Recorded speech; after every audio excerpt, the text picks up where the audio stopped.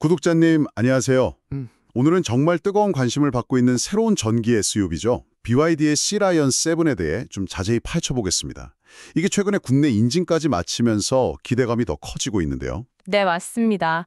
아토3, 실에 이어서 BYD가 국내에 세 번째로 선보이는 순수 전기차인데요. 네네. 과연 어떤 매력을 숨기고 있을지, 국내 출시는 어떻게 될지, 또 세계 시장에서는 어떤 평가를 받고 있는지 오늘 구독자님과 함께 좀 깊이 알아보겠습니다. 좋습니다.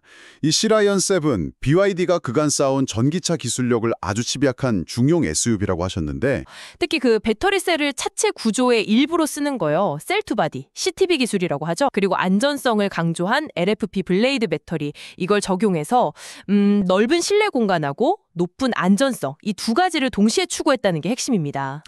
오늘 재원부터 해서 시장에서의 위치까지 좀 꼼꼼하게 분석해 드릴게요. 네, 기대됩니다.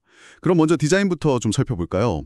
그 세계적인 디자이너 볼프강 에거, 이분의 손길이 닿은 오션 에스테틱 디자인 철학이 반영됐다고 하던데요. 네, 맞아요. 그래서 그런지 확실히 그 오시엔 X 스타일의 날렵한 전면부하고요. 또 매끄럽게 떨어지는 패스트백 라인. 이게 딱 눈길을 사로잡더라고요. 저도 사진 봤는데 라인이 예쁘더라고요. 실내는 어떤가요? 실내도 꽤 신경 썼어요. 딱 보면 15.6인치 회전형 센터 스크린이 중심을 잡고 있고요. 그리고 고급스러운 나파 가죽 시트, 또 12개 스피커의 다인오디오 시스템까지. 편의 사양에도 상당히 공을 들인 모습입니다. 오, 다인오디오까지. 공간 활용성도 중요하잖아요. 특히 SUV는 프렁크나 트렁크 용량은 어느 정도인가요? 공간도 괜찮아요. 앞쪽에 프렁크가 58리터 정도 되고요. 트렁크 기본 용량이 520리터. 520리터면 꽤 넓네요. 네, 그래서 페닐리카로도 충분해 보입니다. 그럼 기술적인 부분으로 넘어가 볼까요? 국내 인증 마친 후련 구동 모델 기준으로 좀 설명해 주시죠. 네, 후렴구동 모델 기준으로 보면 82.56kW 용량의 LFP 블레이드 배터리가 들어갔습니다. 아, LFP. 네, 이 LFP 배터리가 아시다시피 니켈 기반 배터리보다 가격 경쟁력 확보에 유리하고 또 안전성도 높다고 알려져 있잖아요. 그래서 BYD가 좀 공격적인 가격 정책을 펼 수 있는 기반이 되는 거죠. 그리고 아까 말씀드린 그 셀투바디, CTB 기술 덕분에 단순히 배터리 넣는 공간을 넘어서 차체 강성도 높이고 실내 공간 확보라는 두 알이 토끼를 잡았다고 볼 수 있습니다. 오호. 그럼 가장 중요한 주행거리는요? 인증된 1회 충전 주행거리는 상원 복합 기준으로 398km입니다. 398km. 일상 주행에는 큰 무리가 없을 정도네요. 성능은 어느 정도 나오나요? 후렴 구동 모델 기준으로 최고 출력이 230kW. 이게 마력으로 환산하면 약 313마력 정도고요. 313마력이요? 꽤 괜찮은데요? 네, 최대 토크는 380Nm, 한 38.7kg/m 정도 됩니다. 제로백은 6.7초니까요. 일상적인 주행에서는 충분한 성능이죠. 네, 그 정도면 부족함 없겠네요. 주행 관련해서 또 다른 기술들도 있다고요? 네. 우선 그 DISUS-C라는 지능형 전자식 서스펜션이 있어요. DISUS-C요? 네, 이게 도로 상황이나 주행 모드에 따라서 서스펜션의 단단함을 조절해줘서 어떨 땐 편안하게 또 어떨 땐 좀 안정감 있게 주행하도록 돕는 기술이고요. 그리고 아이텍이라고 지능형 토크 제어 시스템도 있는데 이건 각 바퀴의 구동력을 실시간으로 조절해서 좀 미끄러운 길에서도 안정적으로 갈 수 있게 도와줍니다. 오. 당연히 레벨 2 수준의 주행 보조 시스템도 기본으로 들어가 있고요. 전기차에서 또 중요한 게 정숙성이잖아요.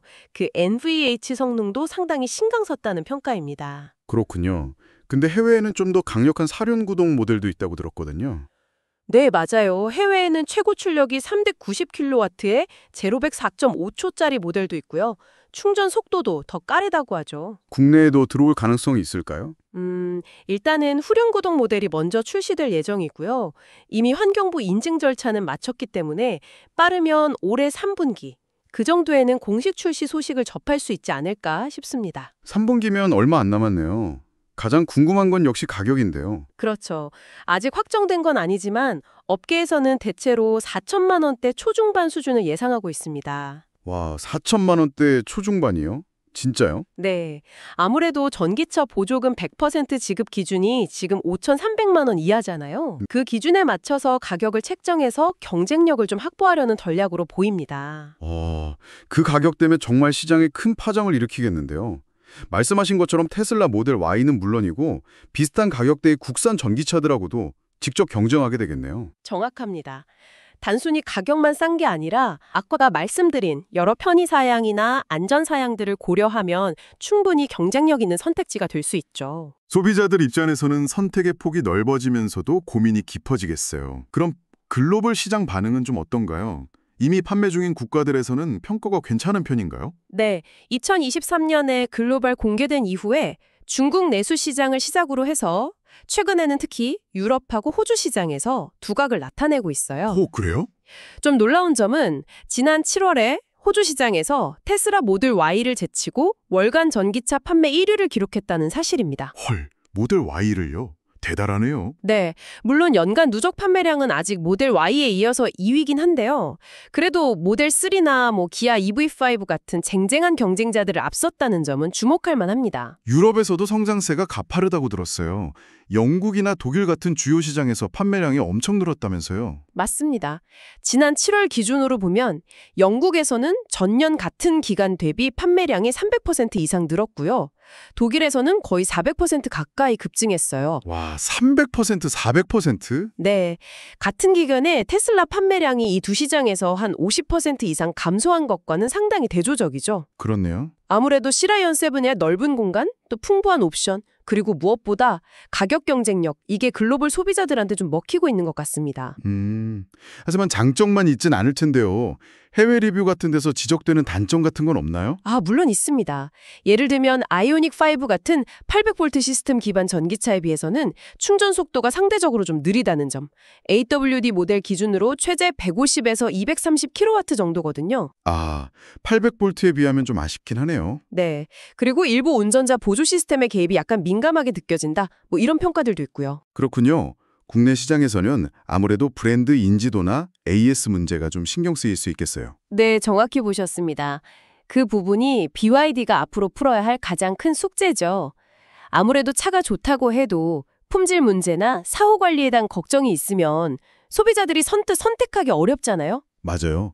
특히 수입차는 그 부분이 중요하죠. 네, BYD도 이 점을 잘 알고 있어서 2026년까지 서비스 센터를 70개까지 확충하겠다 이런 계획을 밝히면서 노력하는 모습을 보이고는 있습니다. 70개면 꽤 많네요. 그렇죠. 결국 제품 경쟁력하고 더불어서 이 브랜드 신뢰도를 어떻게 잘 쌓아나가느냐가 한국 시장에서의 장기적인 성공을 좌우할 거라고 봅니다. 네, 오늘 BYD의 야심작 C라이언 7에 대해 정말 자세히 알아봤습니다.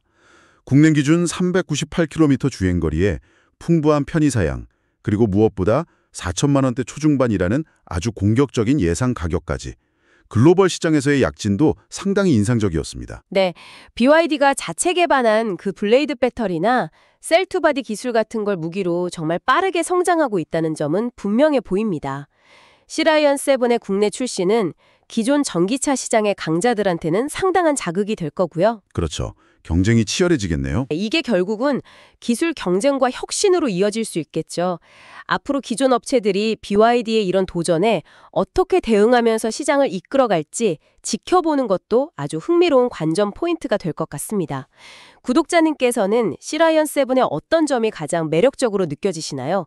아니면 어떤 점이 여전히 좀 망설여지실까요? 오늘 저희가 준비한 이야기는 여기까지입니다. 구독자님의 정보 탐색과 또 현명한 판단에 조금이나마 도움이 되었기를 바랍니다. 감사합니다.